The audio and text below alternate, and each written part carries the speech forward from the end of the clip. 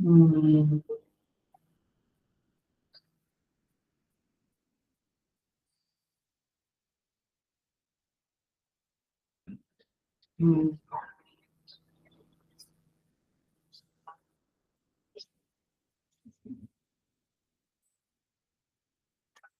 हम्म, सहना भवतु सहनौ भुनक्तु सह वीर्यं कर्वावहै तेजस्विनावधीतमस्तु मा विद्विषावहै। ओम शांति शांति शांति। समस्त जन कल्याणे निरतं करुणामयं नमामि चिन्मयं देवं सद्गुरुं ब्रह्मविद्वरम्। I welcome you all with great love and great respect in this Bhagavad Gita resources.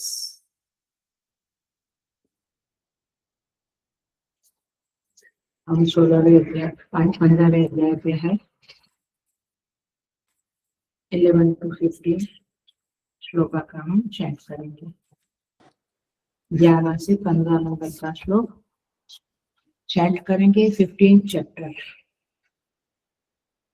यतन्तो योगिनश्चैनं पश्यन्त्यात्मन्यवस्थितम् यतन्तोऽप्यकृतात्मानः नैनं पश्यन्त्यचेतसः यदादित्यगतं तेजः जगद्भासयतेऽखिलम् यच्चन्द्रमसि यच्चाग्नौ तत्तेजो विद्धि मामकम् गामाविश्य च भूतानि धारयाम्यहमोजसा उष्णामि चौषधिः सर्वाः सोमो भूत्वा रसात्मकः अहं वैश्वानरो भूत्वा प्राणिनां देहमाश्रितः प्राणापानसमायुक्तः पचाम्यन्नं चतुर्विधम् सर्वस्य चाहं हृदि सन्निविष्टः मत्तः स्मृतिर्ज्ञानमपोहनं च वेदैश्च सर्वैरहमेव वेद्यः वेदान्तकृत् वेदविदेव चाहम्।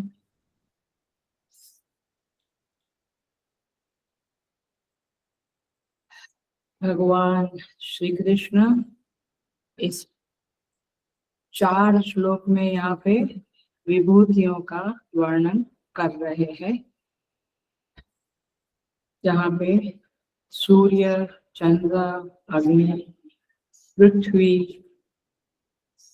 फिर औषधि के संदर्भ में फिर से चंद्रमा, फिर उधर में वैश्वानर भगवान, ऐसा करके अब ये 15वें श्लोक में भगवान क्या कह रहे हैं, कौन सी विभूति बता रहे हैं, देखते हैं। सर्वस्य च अहम हृदि सन्निविष्टः।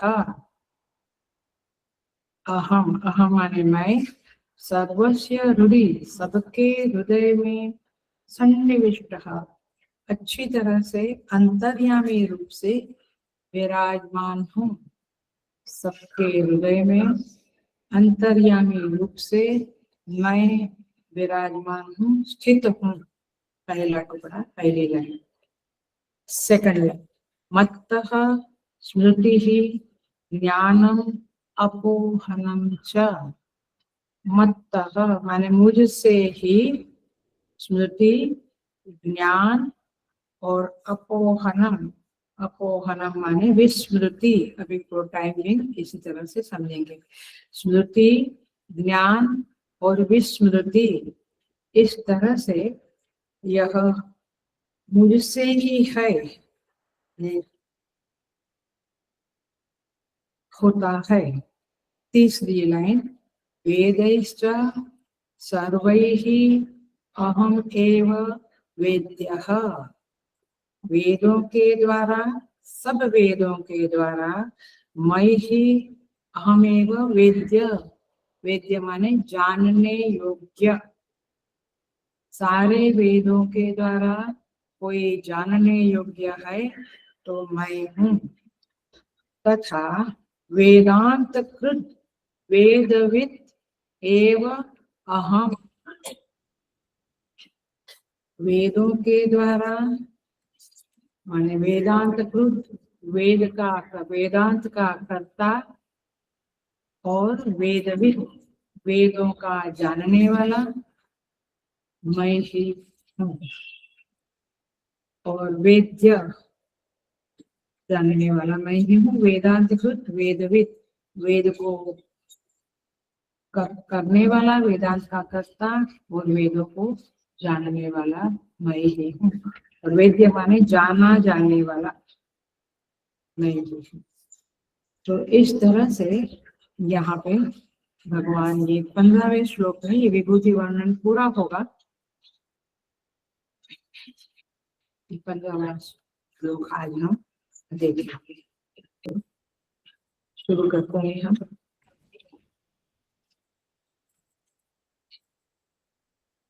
भगवान देखिएगा, पहले भगवान ने सूर्य चंद्र यदादित्य गतम तेजः यच्चंद्रमसि यच्चाग्नौ, सूर्य चंद्र और अग्नि में अपनी विभूति को देखने की बात करी।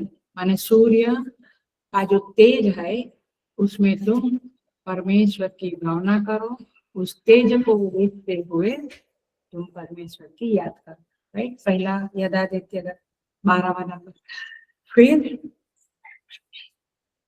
गामाविश्य च भूतानि, पृथ्वी के संदर्भ में बात करी भगवान ने, धारणा शक्ति। फिर उष्णामि च औषधि सर्वा, वो जो अमृत है जो पुष्टि देता है उसमें मुझे देखो।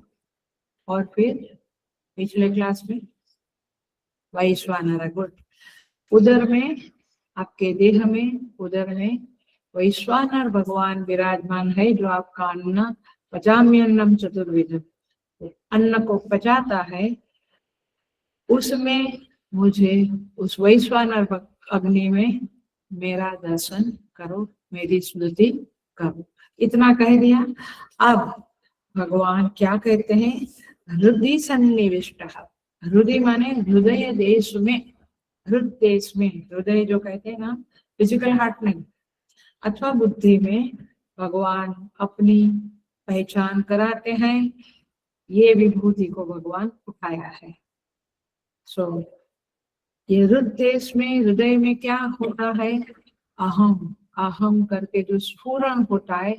मैं ऐसा बोलने से नाक या नाक में से होता है, आंख में से। हृदय मैं हम बोलते हैं तो हाथ रख के मैं कहा है, ऐसा मैंने कहा, हाथ कहाँ रखते हैं, हृदय।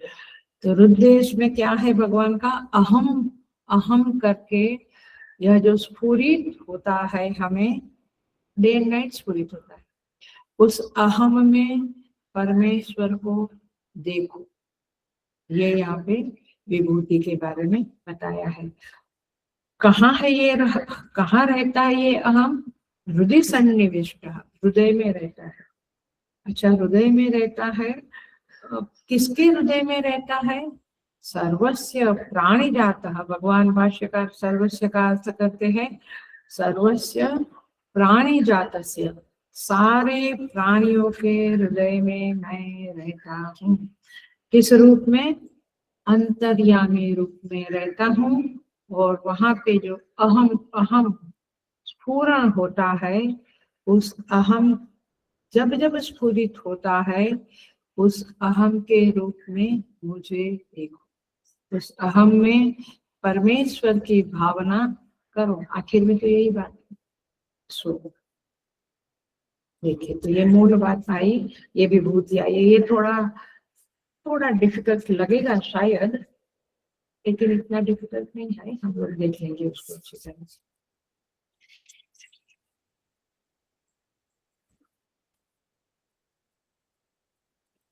भाष्यकार कहते हैं अहम आत्मा सन। देखो भाष्य में भाष्यकार क्या लिखते हैं, सर्व प्राणी जातस्य अहम आत्मा सन।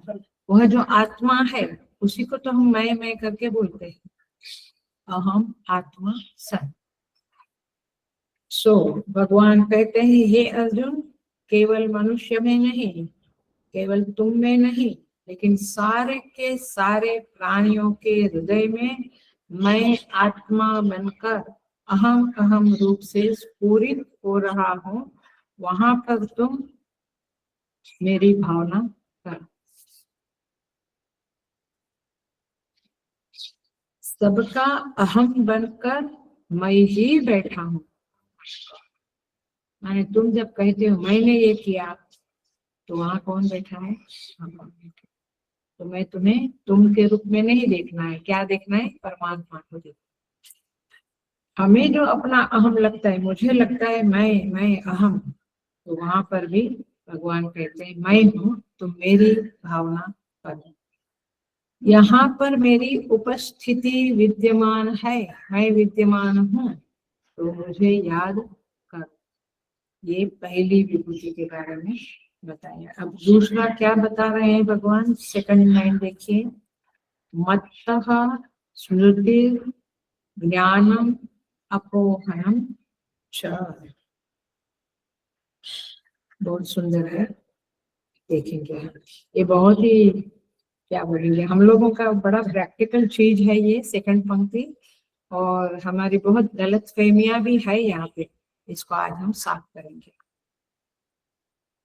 भगवान कहते हैं मत्तः, मत्तः माने मुझसे, मुझसे माने मेरी वजह से, मेरी उपस्थिति के कारण, स्मृति ज्ञान और अपोहनम, तुम्हारी बुद्धि में स्मृति आती है। ये बहुत गहरा विषय है, यदि क्लिक हुआ तो बहुत अच्छी बात है। मतलब ये हुआ, मतलब ये हुआ कि भगवान कहते हैं कि तुम्हें जो स्मरण होता है वो मेरे कारण होता है। ओ अच्छा, ऐसा है। तुम्हें जो ज्ञान होता है वह भी मेरे कारण होता है।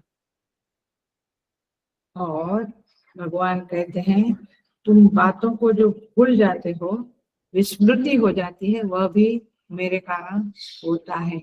वाह भगवान, आपने बहुत बढ़िया बात बता दी, क्योंकि मैं तो सोचता था मुझे क्यों याद नहीं रहता है। अब समझ में आया कि सब कुछ का जिम्मेवार कौन है? आप है। इसलिए आचार्यों से ही श्लोक सीखने पड़ते हैं, क्योंकि ट्रांसलेशन करेंगे तो आप यही अर्थ समझेंगे, लेकिन ये अर्थ इस तरह से नहीं है। हम धीरे धीरे आगे बढ़ते हैं। तो प्रश्न तो आता ही है कि कोई में किसी की मेधा ज्यादा है। कई लोग मुझे क्या कहते हैं, आपकी बात कौन सा चैप्टर है? गीता चैंटिंग कंपटीशन में 12वां अध्याय। मैं कहती हूँ 20 श्लोक है, वो 15वां नहीं कर पाए, चलो 12वां में भी 20 है, कर डालो श्लोक। नहीं अम्मा जी, अब उम्र हो गई। अच्छा कितने साल के हैं? 50 तो होने को आया। 50 माने उम्र हो गई?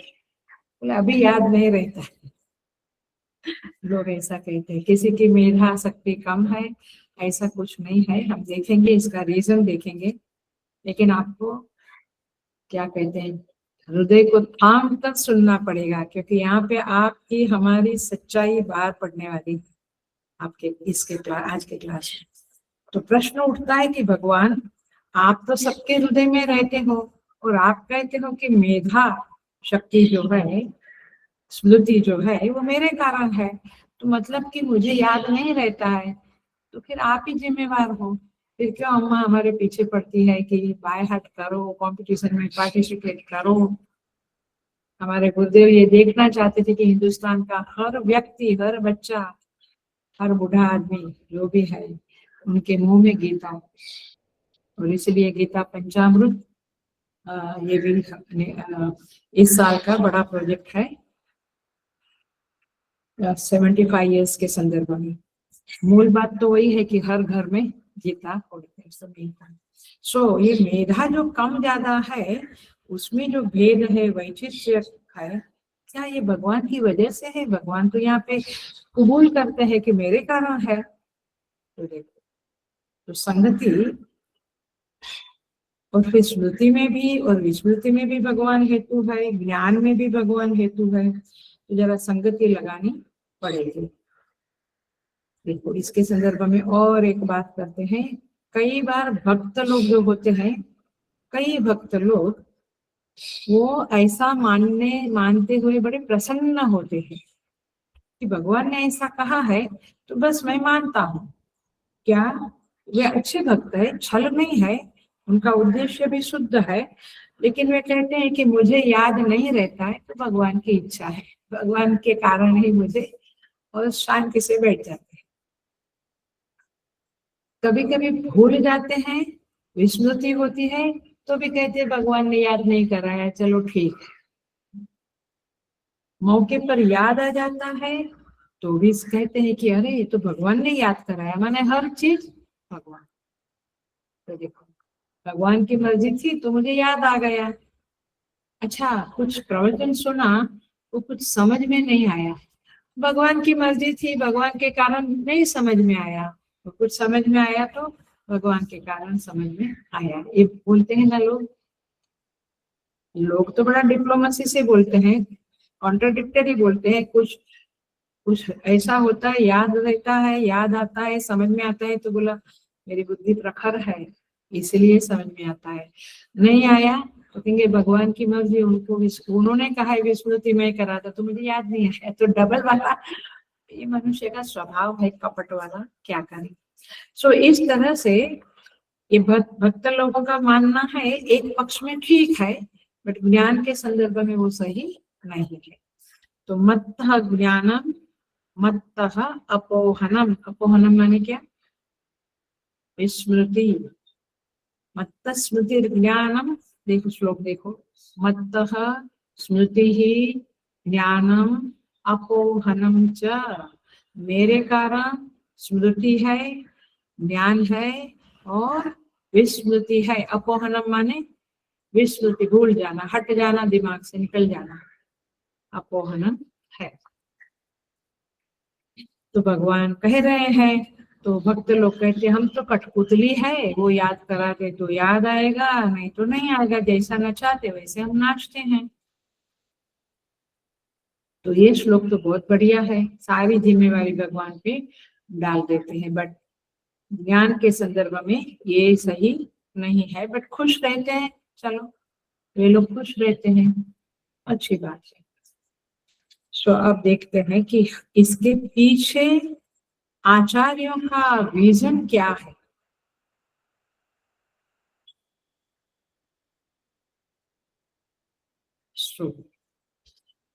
ध्यान से सुनना, अटेंशन प्लीज।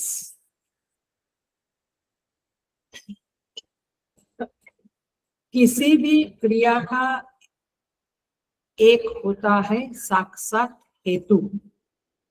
मैं गिर गया, क्यों गिर गया, क्या हेतु है, वेरी सिंपल है, कम आउट, कम आउट माने बाहर आ जाओ, क्लास के साथ आ जाओ। मैं गिर गया, क्या कारण है, सिंपल। मैं देखा नहीं नीचे पत्थर था, भैया मुझे लगता है अभी आप घर में ही हो, आंसर नहीं आ रहा है। तो साक्षात हेतु समझ में आता है, गिर गया, देखिए नीचे पत्थर था, देखा नहीं मैंने, गिर गया, सिंपल। तो है ना, तो कोई भी क्रिया के पीछे हेतु होता है। मैंने खाना खाया, मुझे भूख लगा था, मुझे लगा कि गरम गरम बटाटा वड़ा है, चलो खा लो, समथिंग हेतु होता है। तो क्रिया का एक साक्षात हेतु, हेतु माने लॉजिक, रीजन, कारण होता है, और एक होता है उस हेतु का भी हेतु। वो पत्थर चूंकि उसका दुश्मनी था तो उसने मेरे रास्ते में डाला, हेतु का भी हेतु, वो पत्थर वहां क्यों था, तो उसने मेरे साथ दुश्मनी के कारण डाला, समथिंग लाइक दैट। या फिर घर में गेस्ट आने वाले हैं तो शुरू हो गया है गरम गरम खाना बनाना, मैंने खा लिया। तो एक साक्षात हेतु, एक होता है हेतु का भी हेतु। अब देखो पिछले ही श्लोक में अहम वैश्वानरो भूत्वा प्राणिनाम देहमाश्रितः, पिछला श्लोक था ना 13-14 नंबर का, तो उसमें प्राणिनाम देहमाश्रित प्राणापान समायुक्त पचाम्यन्नम चतुर्विधम। प्राणापान समायुक्त, प्राण और अपान के साथ होकर मैं खाना पचाता हूँ। तो साक्षात हेतु कौन है, प्राण शक्ति है ना, प्राण अपान है तो खाना पचता है, ऑक्सीजन ही नहीं है हमारे, इसलिए तो प्राणायाम करने को बोलते हैं, लास्ट क्लास में कहा था सबको। तो फिर यहाँ पे जो प्राण अपान है ये साक्षात हेतु है। और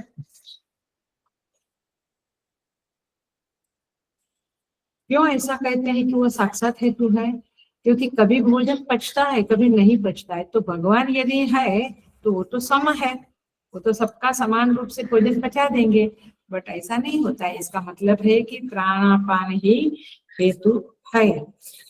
सो भगवान क्या कहते हैं कि मैं तो आधार में बैठा, माने मैं हूँ शरीर में, तब जाकर प्राणापान अपनी क्रिया कर सकते हैं, है ना। डेड बॉडी खाना नहीं पचा सकते। सो मैं सामान्य हेतु के रूप में हूँ, जो असाधारण माने असामान्य असाधारण हेतु है वह तो दूसरा है, माने प्राणापान है। मैं क्या हूँ? साधारण हेतु हूँ। असाधारण हेतु माने स्पेशल, असाधारण माने स्पेशल, असाधारण हेतु कोई दूसरा है। सो अब भगवान कहते हैं, तो फिर अब आते हैं हम श्लोक पे वापस। कौन सी लाइन चल रही है? सेकंड लाइन चल रही है, मत्तः स्मृति ज्ञानम करो। अब भगवान भाष्यकार वो बहुत सुंदर कहते हैं, बहुत सुंदर कहते हैं, और ये बात हमें भगवान की स्वीकार करनी पड़ेगी। चित्त में इस बात को इंजेक्ट कर डाले, याद कर डाले भगवान क्या कहते हैं। तीसरी लाइन भाष्य में देखें, ये शाम पुण्य कर्मेणाम पुण्य कर्म अनुरोधेन ज्ञान स्मृति भवतः। क्या कहते हैं? जो ये शाम पुण्य कर्मेणाम, ये पुण्य कर्म अनुरोध है, जो पुण्यकर्मी लोग हैं, सत्कर्मी लोग हैं, सज्जन लोग हैं, उनका जो पुण्य कर्म है उसके अनुरोध से माने उसके कारण ज्ञान स्मृति भवतः, आपको ज्ञान और स्मृति होती है।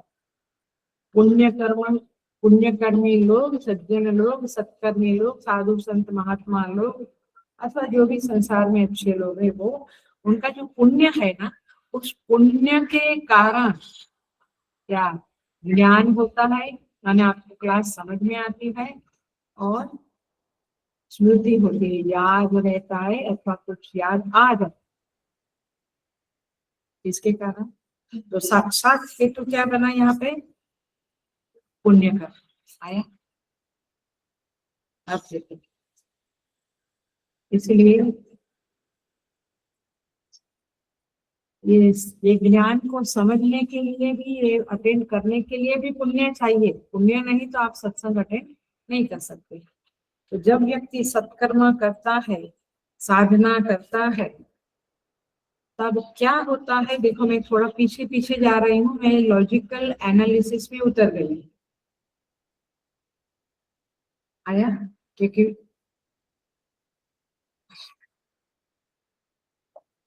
बात चल रही है भगवान के कारण स्मृति, ज्ञान और विस्मृति है, लेकिन यहाँ पे हम क्या, आचार्यों ने क्या एनालिसिस शुरू किया है, अथवा क्या विजन है कि ये भगवान के कारण है, ये आप भगवान बोलते हैं, बट इसको समझना पड़ेगा। तो उन्होंने क्या कहा कि हर एक क्रिया के पीछे एक साक्षात हेतु है, एक हेतु का भी हेतु है।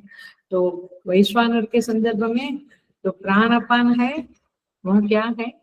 उसके साथ ये वैश्वानर अग्नि खाना पचाता है, बट बेसिकली आधार में कौन है? साधारण हेतु कौन है? परमात्मा। सब में, सारे प्राणियों में अन्न पचता है, चाहे चींटी शक्कर खावे, चाहे कोई यानी जो भी नॉनवेज खावे या जो भी खावे, सबके खाने पचाने का काम साधारण रूप में भगवान है, वहां विराजमान है, इसलिए प्राण अपान कर सकते। ये बातें की हमने। तो इस तरह से यहाँ पे क्या है? साधारण कारण के रूप में परमात्मा है ही, मत्तः स्मृति ज्ञान में। लेकिन साक्षात हेतु क्या बना? पुण्य कर्म। आई बात समझ में? माने जितना हम पुण्य कर्मी होंगे, अच्छे कर्म करेंगे, उतना उतना आपको ज्ञान और स्मृति होगा। तो जितना पुण्य कर्म है उतना आपकी स्मृति अच्छी बनेगी, आपका ज्ञान भी अच्छा बनेगा, यानी आपको ज्ञान भी होगा। सो एक बात याद रखने जैसी है, और वह कॉमन एक्सपीरियंस है हम सबका, कि जो सज्जन लोग होते हैं, अच्छे कर्म करने वाले लोग होते हैं, उनके चित्त में शांति बनी रहती है। वे लोग शांत चित्त होते हैं, उनके चित्त में काम, क्रोध, लोभ, मोह ये विकार आक्रमण नहीं करते। लोभ उनके चित्त में नहीं उठता है, क्रोध नहीं उठता है, उनके चित्त में शांति बनी रहती है। इसका मतलब क्या हुआ कि चित्त में सत्व गुण बढ़ा हुआ होता है। तो सत्व गुण बढ़ता है तो स्मृति की सामर्थ्य बढ़ती है। गया काम से अभी तो प्रीति अभी कहेंगे कि नहीं याद रहता है, तो या तो एक्सेप्ट करो या फिर याद करने की कोशिश करो, कुछ तो करो। और याद कर, गीता चैप्टर 12 याद करने से सत्व गुण बढ़ेगा। तो आप एक बार पैसा बढ़ता है तो और पैसे को बढ़ाता है, ये मानते हैं ना हम लोग। पढ़ने को बच्चे को पढ़ने में रुचि आती है तो और वो बैठता है, फिर और रुचि आई और बैठता है। हर एक चीज में, म्यूजिक में मुझे इंटरेस्ट आया तो मैं सारेगामापधनिसा दिन भर हारमोनियम पे करती थी, मुझे याद है। इंटरेस्ट आया तो आप उस एक्टिविटी को करेंगे, अच्छी एक्टिविटी को, फिर उसमें आपको इंटरेस्ट बढ़ेगा, सत्व गुण बढ़ेगा। तो सत्व गुण की समृद्धि और चित्त की शांति, ये गो टुगेदर, साथ में जाता है। तो स्मृति का सामर्थ्य बढ़ता है, हमें चीजों को समझ में आता है। कोई बात करता है तो कई बार हम देखते हैं कि समझता ही नहीं है आदमी, बट ये समझने की ताकत कब बढ़ेगी? सत्व गुण होगा, पुण्य कर्म होगा, तो आप समझदार भी बनोगे, आपकी मेधा शक्ति भी अच्छी रहेगी। और विस्मृति का अर्थ है जो दुख पड़ता है, कोई गुजर जाता है अथवा कोई बीमार रहता है वगैरह, जो दुख है वो हम हर बार याद रख के नहीं बैठते हैं। किसी ने कुछ कह दिया, कोई हर्ट है हमारे अंदर, वो याद नहीं रहता, वो विस्मृति हो जाती है। भगवान कहते हैं सब कुछ मेरे कारण है, और उसका साक्षात हेतु कौन है? पुण्य कर्म। आप पुण्य कर्म में है तो आपको वो हर्ट बहुत याद नहीं रहेगा, ना प्रेस याद रहे। आपका किसी ने बहुत बखान किया, प्रेस किया, प्रशंसा की, वो भी आपको मैटर नहीं रखता है, मायने नहीं रखता है, और ना हर्ट मायने रखता है। तो ऐसा चित्त शांत चित्त है, ऐसा चित्त में सत्वगुण बढ़ा हुआ है। भगवान भाष्यकार बहुत सुंदर ये पंक्ति लिखी है, मेरे ख्याल से इसको अंडरलाइन करने जैसे, डबल अंडरलाइन करने जैसा है। तो जब जब आपको कंप्लेंट है तब आपको ये बात सोचनी पड़ेगी। और इसीलिए कल ही एक बहुत सुंदर वीडियो आया, बहुत सुंदर वीडियो आया। छोटा बच्चा है, 12 साल का या समथिंग। उस बच्चे को, आज तक हम जितने वीडियो देखते थे, उस वीडियो में बच्चे को 700 के 700 श्लोक बाय हार्ट है ऐसा देखते थे। ये वीडियो में उस बच्चे को हर एक श्लोक का मीनिंग भी याद है। Can you imagine? मैं खुश हो गई। फिर मैं सोचा कि देखते हैं डालूं कि ना डालूं, यदि किसी की रिक्वेस्ट आएगी तो फिर मैं उसको फॉरवर्ड करूंगी, क्योंकि हम भगवत गीता के साधक है तो वैसे तो हमारा प्रोटोकॉल है कि हम वहां पे कुछ ना डालें। तो सब, उसकी बहन भी वैसे ही सारे श्लोक पाए हैं। एक खोली में, पतला की खोली में रहने वाले लोग, कोई बहुत सुविधा में नहीं रहने वाले, माता पिता दिन भर काम करते हैं, ऐसे बच्चों, ये बात क्यों निकली? पूर्व जन्म में बहुत पुण्य किया होगा, तब चित्त शांत होगा। और कहता है वो बच्चा 4 बजे उठ जाता हूँ, 4 से 6 ये भगवत गीता का अभ्यास करता है। तो ऐसा करता था और अभी भी करता है। तो इस तरह से शांत चित्त में ये चीजें होती है। हम कहते हैं 20 श्लोक, हम केवल 5 श्लोक करेंगे। तो मैं कहती हूँ चलो ठीक है 5 श्लोक तो 5 श्लोक करो, सर्टिफिकेट भी देंगे और आपको इधर बुलाएंगे भी माइक के पास और मार्क्स भी देंगे। सो एनीवे आती है बातें चित्त में, ख्याल में आती है। हम कहते हैं कि हमसे नहीं होता है, तुमको कितना टाइम है, सुविधा है, सब कुछ है, खा पी के भी आप लोग बढ़िया है। वो बच्चा बादाम पिस्ता नहीं खाता है रोज, वो लोग रोटी भी बांट करके खाते हैं, मिलती है उनको ऐसे। बट समझ में आया, it is not because of मेरा माइंड स्ट्रांग नहीं है, या इट इज बिकॉज ऑफ आपके पुण्य कर्म। सो इसीलिए ये जिसका चित्त लोभ से, क्रोध से, क्या कहते हैं, अहंकार से, मद से, अभिमान से उद्विग्न रहता है, डिस्टर्ब रहता है, वे लोगों को याद शक्ति इतनी पावरफुल नहीं होती है। तो इसलिए उनके द्वेष का माने उन्हें याद रहता है उनका द्वेष, उनका लोभ की चीजें, मुझे ये लेना, मर्सिडीज कंटिन्यूअस वही याद रहता है, इसलिए उनको पुण्य कर्म नहीं है। सो कहाँ कहाँ ये बातें भगवान श्री कृष्ण ने कहाँ पे कहा है? ध्यायतो विषयान पुंसः, सेकंड चैप्टर, स्थित प्रज्ञ लक्षण। ध्यायतो विषयान पुंसः संगस्तेषुपजायते, संगात् संजायते कामः, कामात् क्रोधो विजायते, क्रोधात् भवति सम्मोहः, सम्मोहात् स्मृतिविभ्रमः,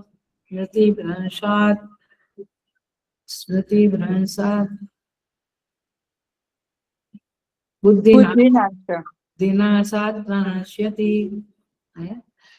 सो इस तरह से भगवान ने नीचे उतरने की लेडर भी बता दी और ऊपर उठने की लेडर भी बता दी, सीढ़ी बता दी कि पुण्य कर्म करेंगे तो आपको सब कुछ याद रहेगा। सो पुण्य शब्द का अर्थ यही है, जो आचरण शास्त्र ने आपको करने को बोला है वो करो, जो ना बोला है वो मत करो। क्या कहे? सत्यम ब्रूयात असत्यम अब्रूयात, असत्य ना बोलो, सत्य बोलो। एक छोटी छोटी बातें, हिंसा मत करो, किसी को हर्ट मत करो, किसी की चीजें मत लो, छोटी छोटी चीजें, लेकिन विहित आचरण कहते हैं उसको। विहित आचरण करने से ही जीवन में पुण्य कर्म का उदय होता है। शब्द, स्पर्श, रूप, रस, गंध, पांचों विषयों में हम कितना अविहित कर्म करते हैं, अविहित भावना करते हैं। किसी के लिए नेगेटिव सोचना भी एक अविहित आचरण है, ये हमें देखना पड़ेगा और इस तरह से करना पड़ेगा। तो जो विहित है उसका अनुष्ठान करें, व्यवहार में शुद्धता होवे, भावना में शुद्धता होवे, स्वभाव हमारा सुंदर होवे, ये बातें हैं। तो इस तरह से भगवान भाष्यकार तो कह दिया। अब भगवान भाष्यकार आगे कहते हैं, देखो भाष्य में देखो, कहते हैं तथा 1 2 3 4 चौथी लाइन में, तथा पाप कर्मेणां पाप कर्मानुरूपेण स्मृति ज्ञानयोगो अपोहनम च अपायनम अपगमनम च। भाष्यकार कहते हैं ठीक इसी तरह से पापाचारी लोग जो है, उनके पाप कर्म के अनुसार उनके ज्ञान और स्मृति का लोप हो जाता है। बच्चों को एग्जाम में भूल जाते हैं, क्यों? अब ये बात हम कॉमन में बोले तो लोग समझेंगे नहीं, लोग हमें पागल कहेंगे कि क्या लेना देना है पुण्य कर्म का और एग्जाम में याद नहीं आया उसका। अरे भाई, भगवान भाष्यकार कहते हैं और भगवान भी स्वयं कहते हैं, जरा समझो। सो ये लोग माने, और पॉजिटिवली लोग उसी को होता है जो पुण्यकर्मी है। माने पुण्यकर्मी लोग ये दुख को, ये शोक को, ये हर्ट को छाती से चिपका के सतत नहीं रहते, लेट को जाने। सो ये कारण है कि पापचारी लोग माने जिनके अंदर पाप ज्यादा है, उनकी स्मृति भी वीक है, उनका माने विस्मृति नहीं होता है उनको जल्दी, और उनका ज्ञान भी सही ज्ञान नहीं होता है। क्योंकि देखिए क्लासिक एग्जाम्पल है, एक ही गुरुकुल में बच्चे पढ़ते हैं, गुरु भी सबको सेम पढ़ाते हैं, सामने 40 बच्चे बैठे हैं, सबको सेम पढ़ाता है, लेकिन कोई बच्चों को समझ में आता है, किसी को नहीं आता है, किसी को याद रहता है, किसी को याद नहीं रहता।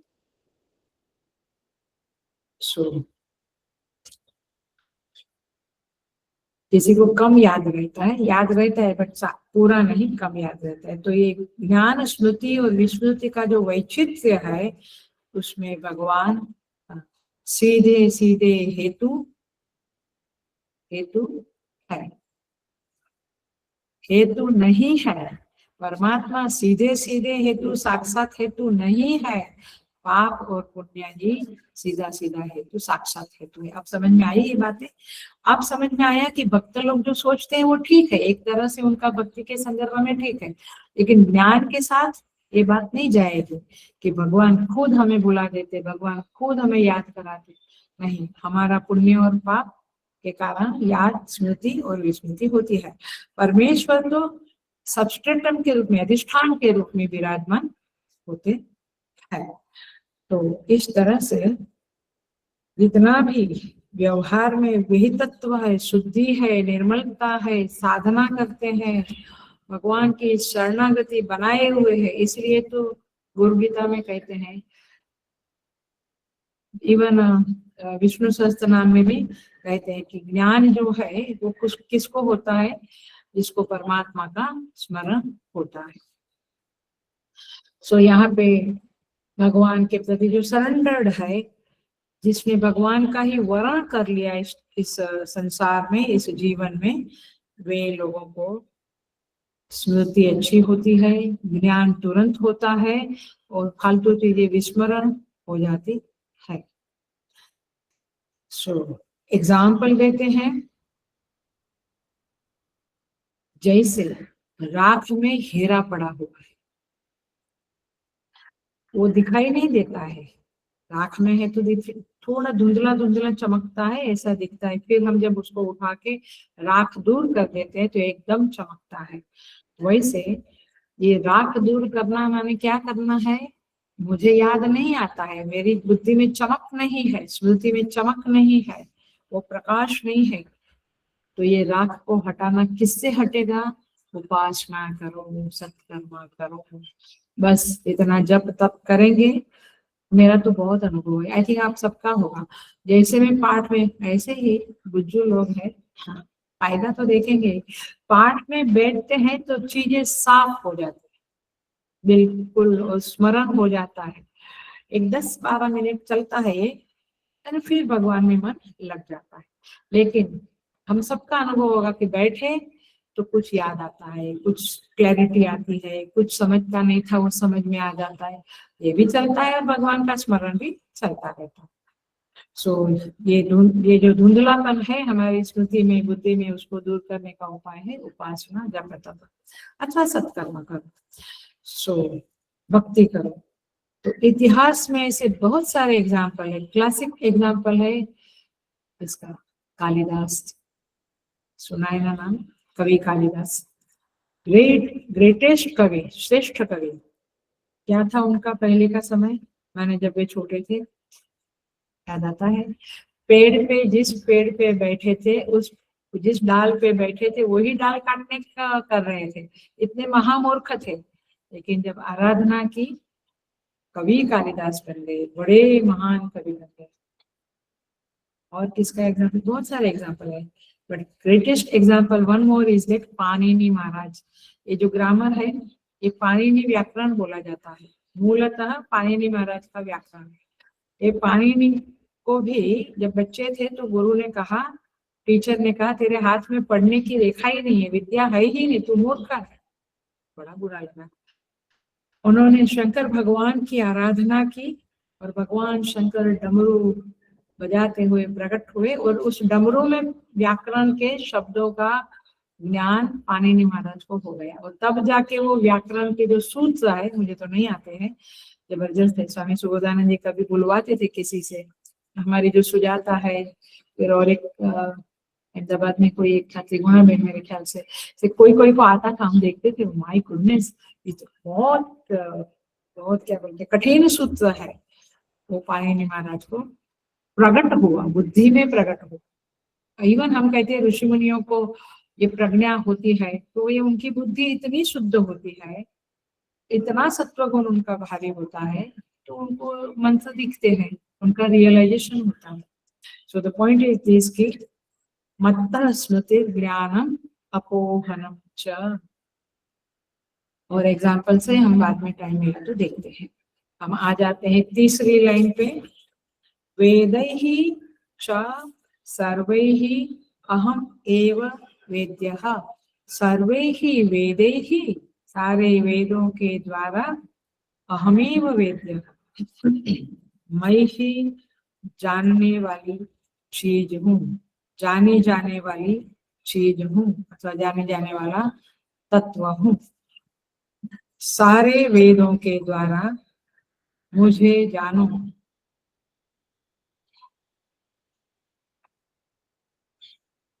वेदनीय मैं हूँ, इसका अर्थ ये हुआ, सारे वेद आपको बहुत सारी बातें बताते हैं, लेकिन वेदों का तात्पर्य क्या है? परमात्मा को जान, यही सारे वेदों का तात्पर्य। मैंने बहुत रफ एग्जांपल हमेशा देती हूँ। वो मेडिकल रिप्रेजेंटेटिव दुकान दुकान में, क्लिनिक क्लिनिक में जाता है, क्यों?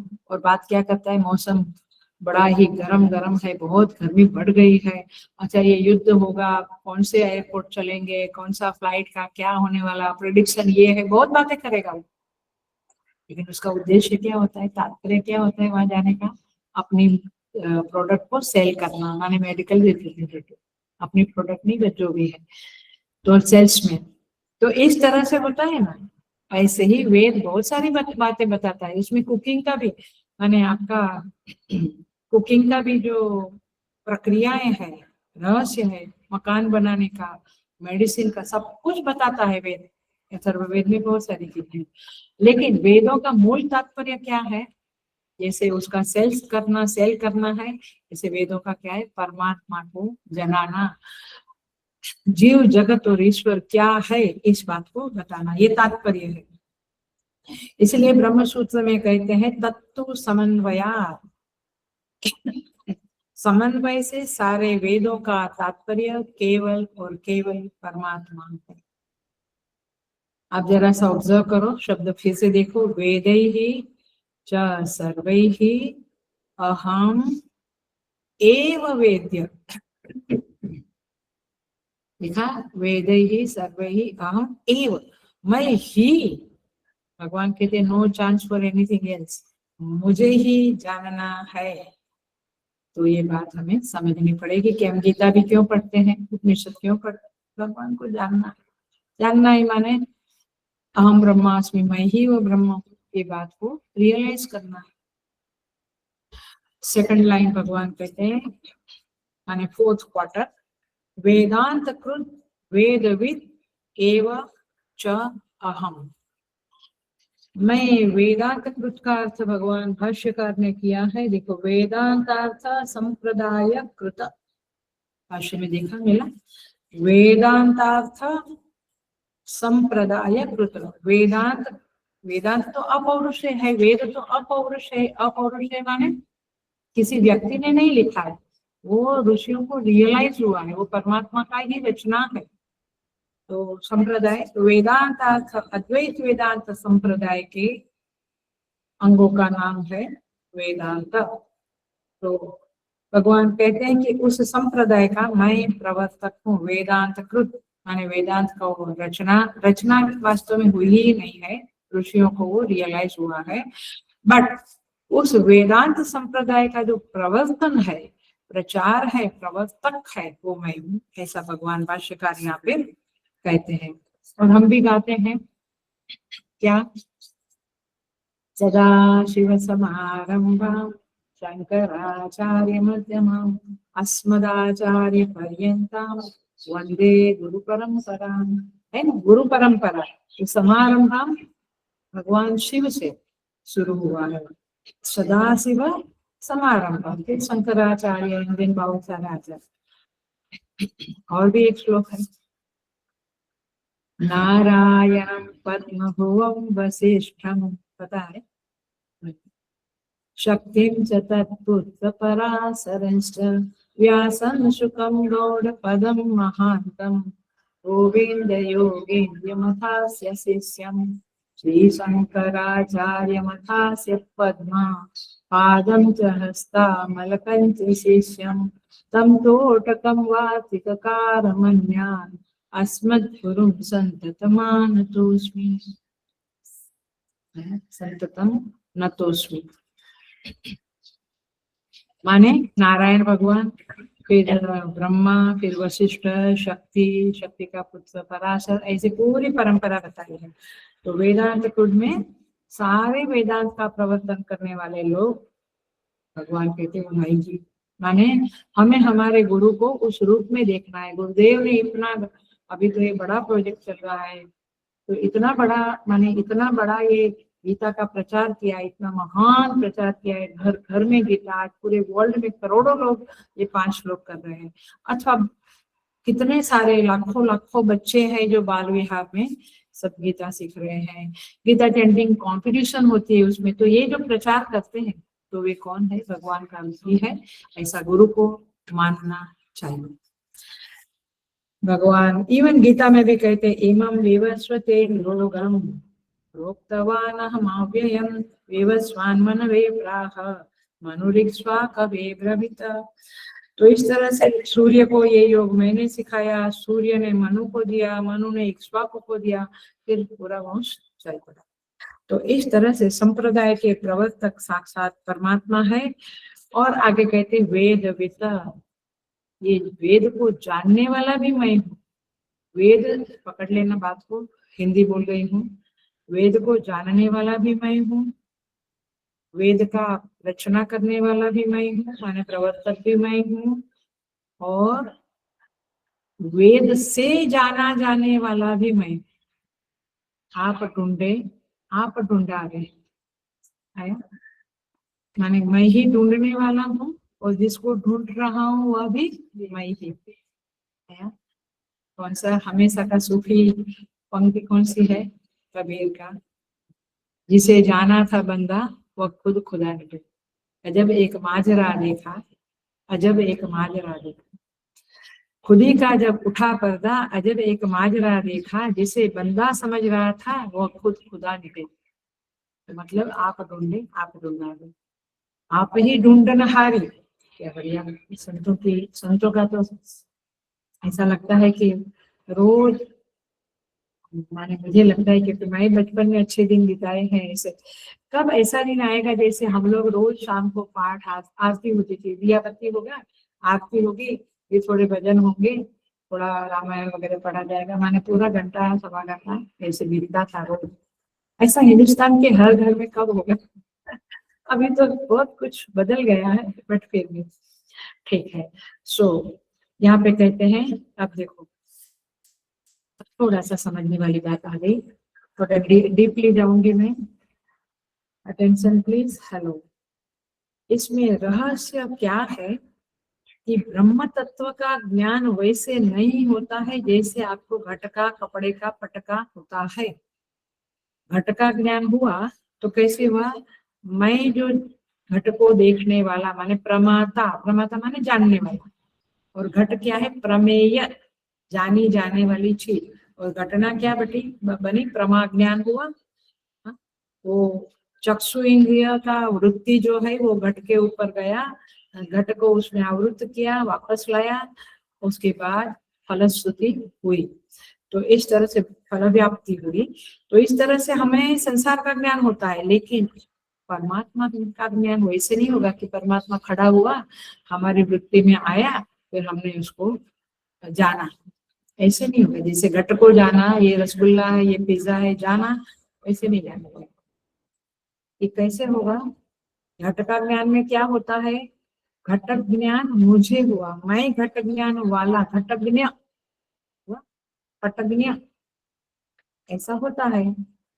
और उस घट ज्ञान के साथ मेरा संबंध होता है मम, मुझे ये समझ में आया, मुझे ये ज्ञान हो, ये मैं तो आपको बहुत सुपरफिशियली बता रही हूँ घटक ज्ञान, बट समझ में कुछ आता है ना, तो झगड़े होते हैं ना, आपको कैसे नहीं समझा, मुझे बिल्कुल क्लियरिटी से समझ में आ गया, ये बातें आप करते हो कभी कभी, तो मुझे मुझे समझ में आया, तो क्या हुआ, फल व्याप्ति। और वृत्ति व्याप्ति क्या है, मेरी चक्षु वृत्ति गई, उसने उस घट को आवृत्त किया और वापस आई, और फिर मेरे अंदर ये फल व्याप्ति हुई कि ये घट है, बट ये घट है, ये घट है, ऐसा ज्ञान किसे हुआ, मुझे हुआ, तो फल व्याप्ति हुई। जब ब्रह्म का ज्ञान होता है, परमात्मा का ज्ञान होता है, तो ब्रह्माकार आकार वृत्ति तो शब्द सुना है, ब्रह्माकार वृत्ति तो बनती है, वृत्ति व्याप्ति तो होती है, माने मेरी वृत्ति में वह ब्रह्म तत्व समाता है इन वे, माने उसको व्याप्त करती है वृत्ति, किंतु फल व्याप्ति नहीं होती है, माने वृत्ति व्याप्ति हुई बट फल व्याप्ति नहीं हुई, क्योंकि किसे ज्ञान हुआ, किसे ज्ञान हुआ, जो ज्ञान ढूंढ, जो जिसको ज्ञान चाहिए था वही ज्ञान रूप है, आया, मैंने देखो मैं कैसे बोल रही हूँ, जिसको ज्ञान हुआ और जिसका ज्ञान हुआ, कैसे बोलूं, जिसको ज्ञान हुआ और जिसका ज्ञान हुआ वो दोनों एक ही है, गुड, वेरी गुड।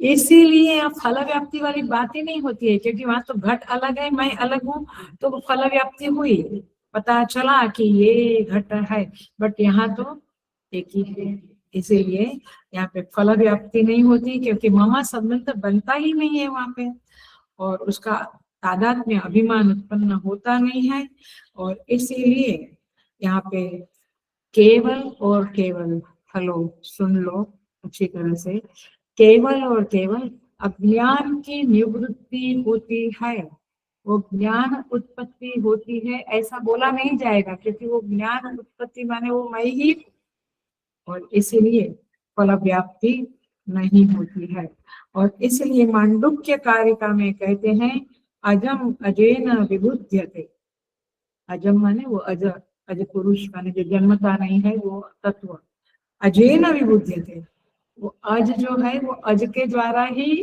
जाना जाता है, अपनी बात एटलीस्ट ऊपर ऊपर से पकड़ी थोड़ी अच्छी बात है, मैंने कोई दूर पड़ी है चीज उसको मैंने जान लिया, वैसे ये नहीं जाना जाता है, इसको जाना जाता है वो स्वयं ही है, और इसलिए भगवान कहते हैं वेद विद च अहमेव, वेदों का जानने वाला भी मैं ही हूँ, और वेदार्थ वेद भी मैं ही हूँ, और अहमेव वेद्य, मैं ही वेद शब्द का, मैं ही वेद का अर्थ हूँ, अर्थ माने वेद जिसको इंगित करते हैं कि इसको जानो, वो मैं खुद ही, थोड़ा वेदांत है, गहरा वेदांत है, आई नो इट, बट जान लेना अच्छा है। सो देखते हैं थोड़ा सा,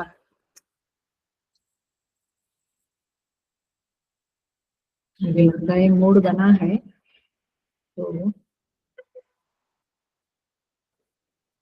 नींद नहीं आती है ना, थकान नहीं लगी है, और एक बात देख लेते हैं इस श्लोक के संदर्भ में, जो बड़े बड़े संत महात्मा साधु लोग गिरनार की हिमालय की गुफाओं में बैठकर जो साधना करते हैं,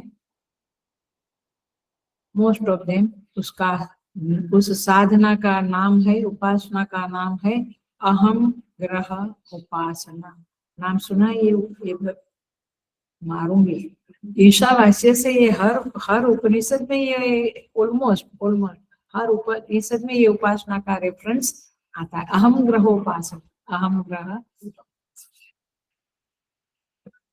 बड़े बड़े संत लोग यही उपासना करते हैं, वे शालिग्राम की और मूर्ति की विग्रह की नहीं करते हैं, क्या हाँ उनको वहाँ क्या मिलता है, कुछ नहीं मिलता है, ना फूल ना फल ना कुछ ना, तो वे लोग अहम इसलिए नहीं, बट अहम ग्रह उपासना हाईएस्ट उपासना है, इसलिए वे करते हैं।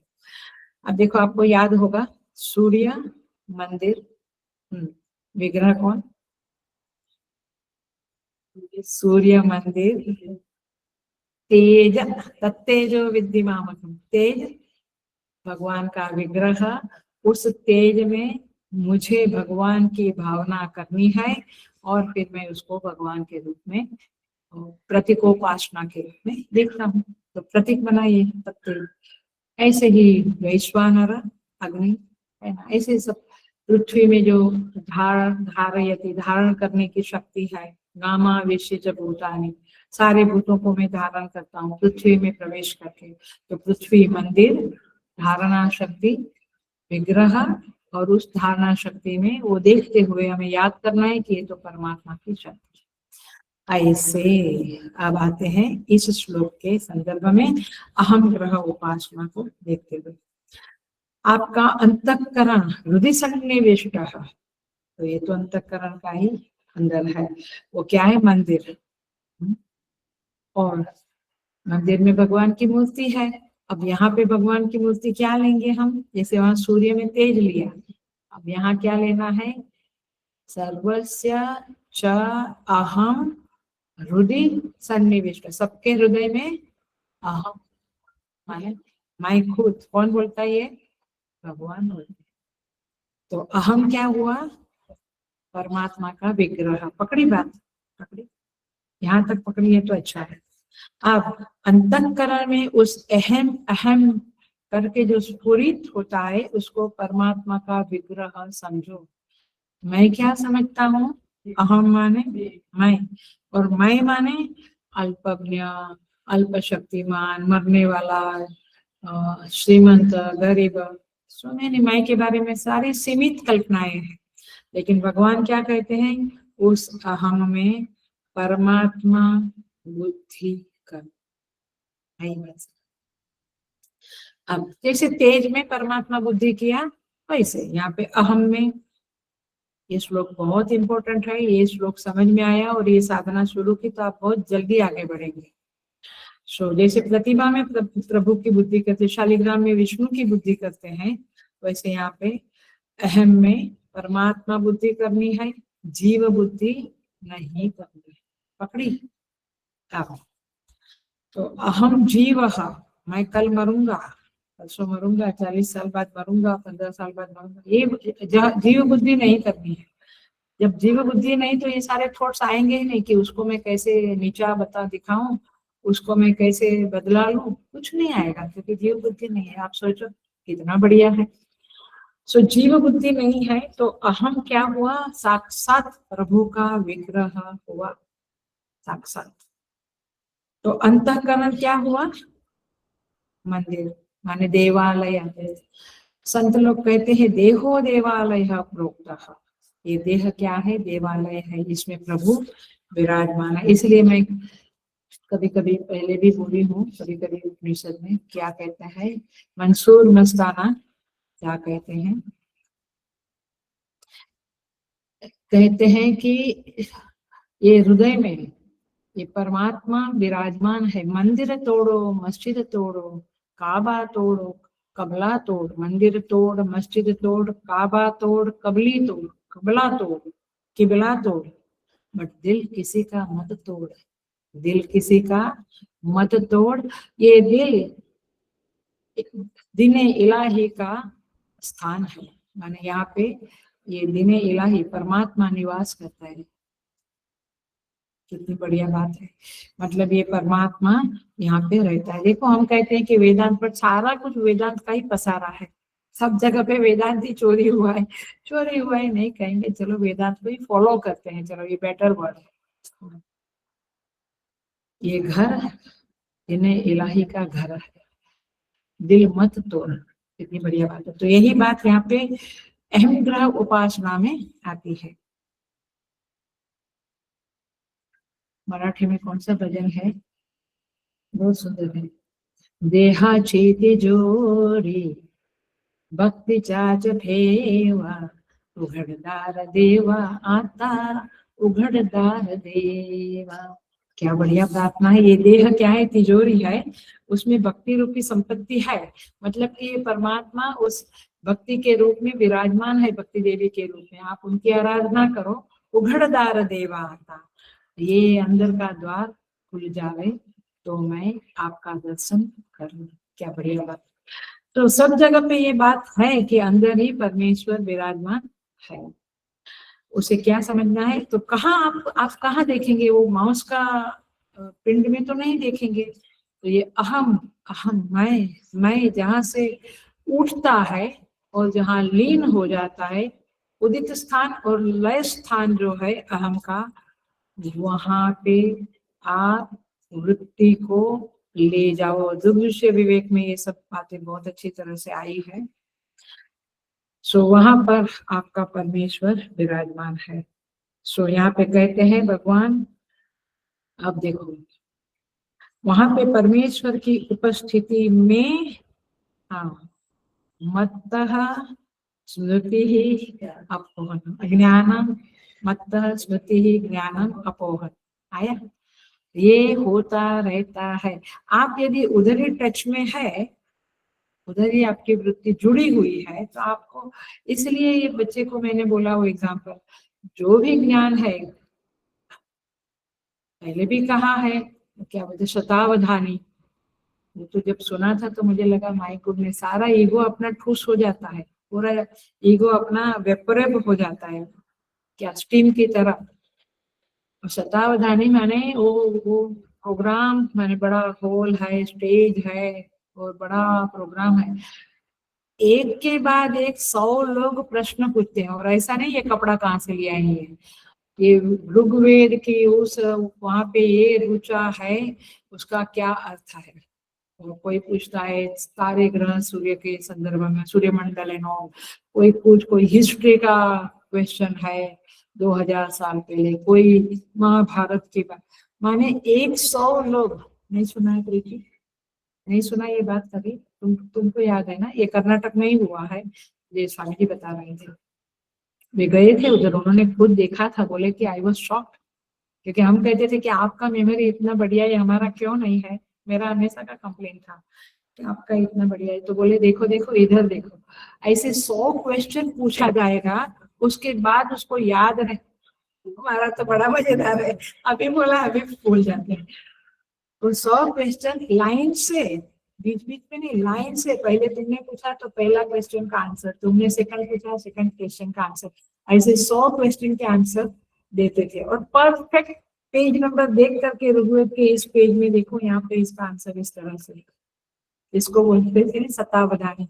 और ऐसे लोग अभी भी हमारे देश में है, और है।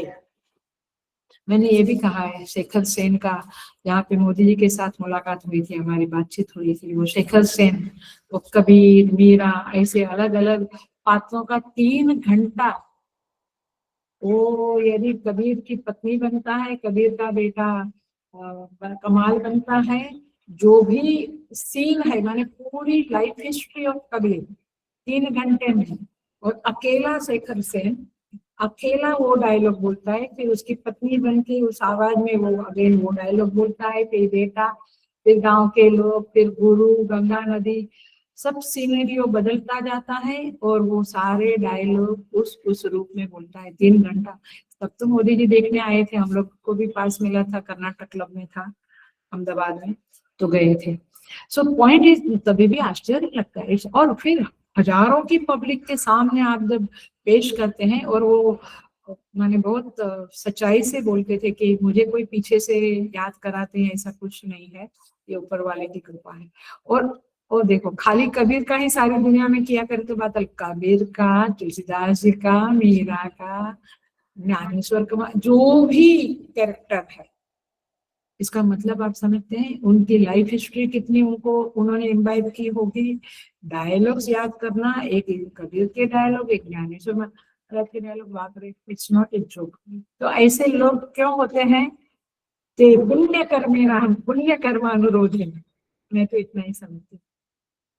एनीवे, बहुत सारी बातें, अच्छी अच्छी बातें हैं, ऐसा लगता है क्या क्या शेयर करो आपको, बट इसके साथ साथ ये शेयर करने से आपको समझेगा ज्यादा कि यहाँ पुण्य कर्म वाले लोग ऐसे होते हैं। जो भी बड़े बड़े ऐसे होते हैं जिनको इतना याद होता है, कॉमन लोगों में भी याद, कॉमन लोगों को भी मैं जानती हूँ जो पूरा गीता घर में सुबह उठ के बोल लेते बाय हार्ट, वो भी जानते हैं। सो यहाँ पे कहते हैं कि इस तरह से यह अहम ग्रह उपासना के संदर्भ में समझ में आया ये बातें हैं। तो अंतःकरण में अंतर्यामी बनकर ये परमात्मा रहता है, इसे ही अहम ग्रह उपासना कहते हैं।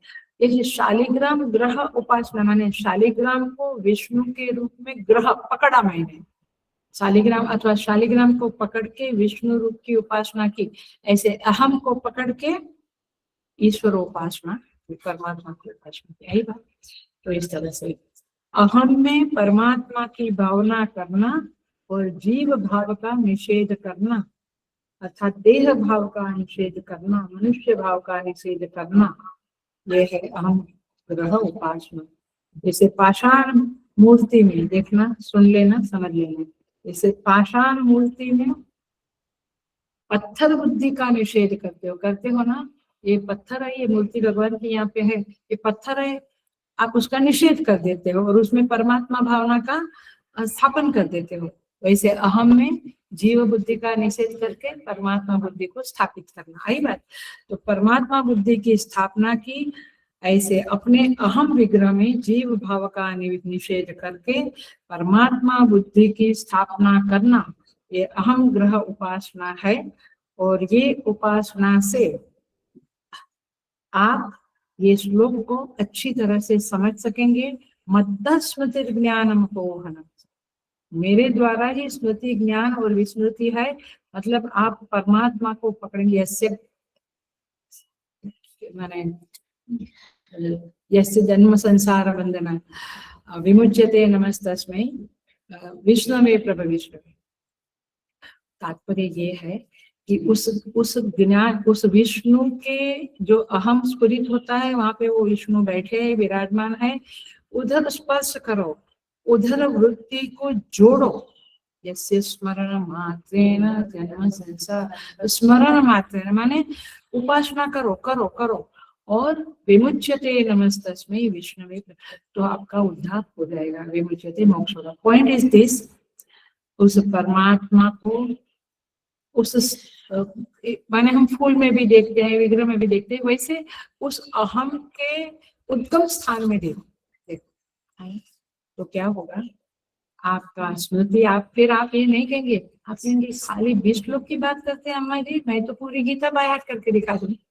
बड़ा बड़ा ग्रुप है 40-50 का, उसमें कोई कोई लेडीज कहती है कि अम्मा जी कहे दो आप हमें, हम करके दिखाएंगे।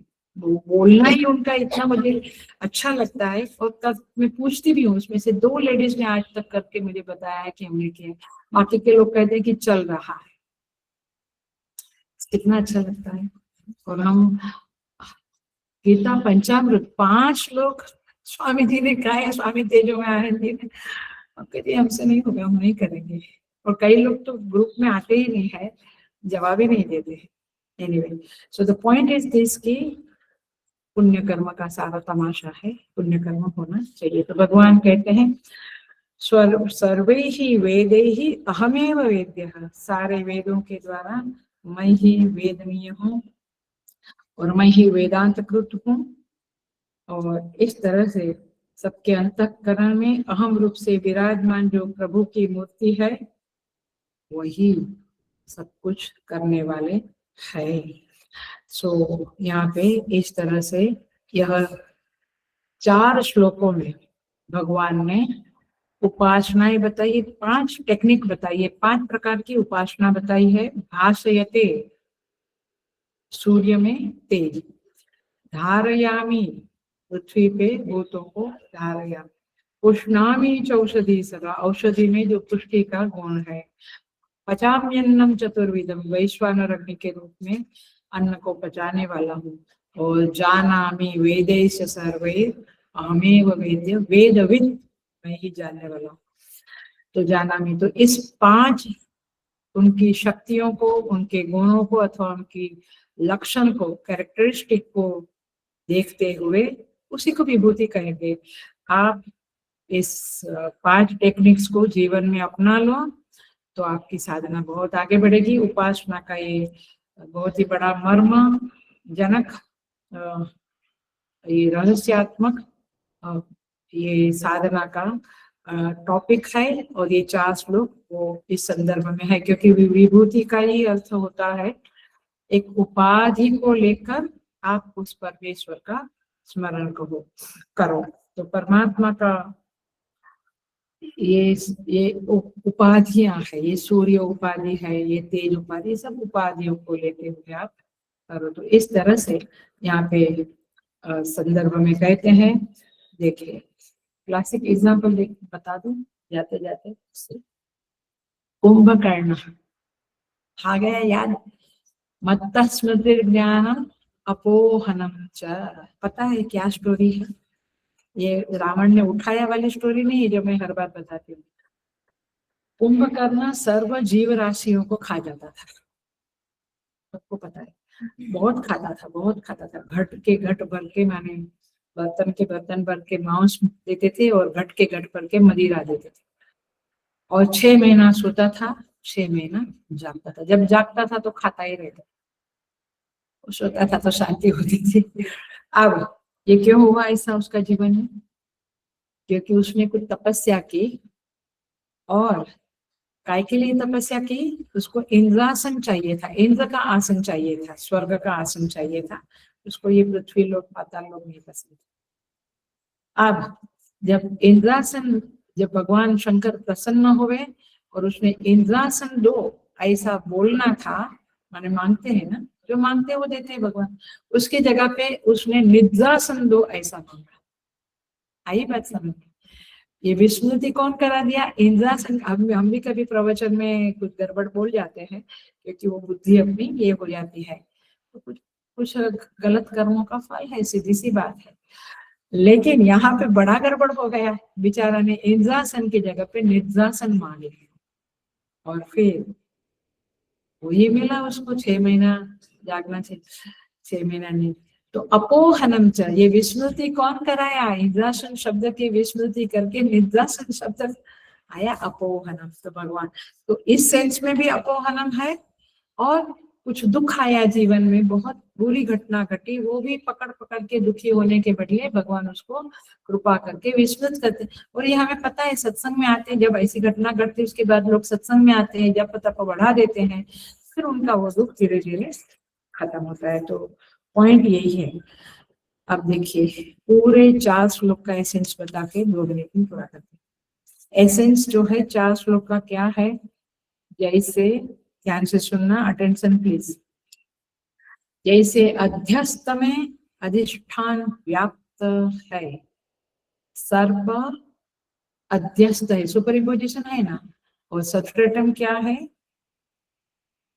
वो रज्जु, वो दौड़ा क्या बोलते हैं, वो रज्जु। सो रोप, चलो।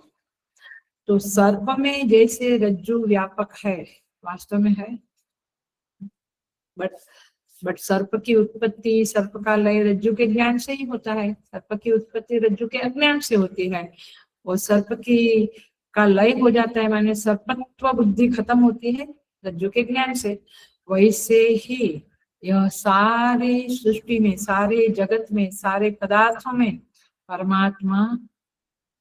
परमात्मा इज इक्वल टू रज्जु और सर्प इज इक्वल टू संसार।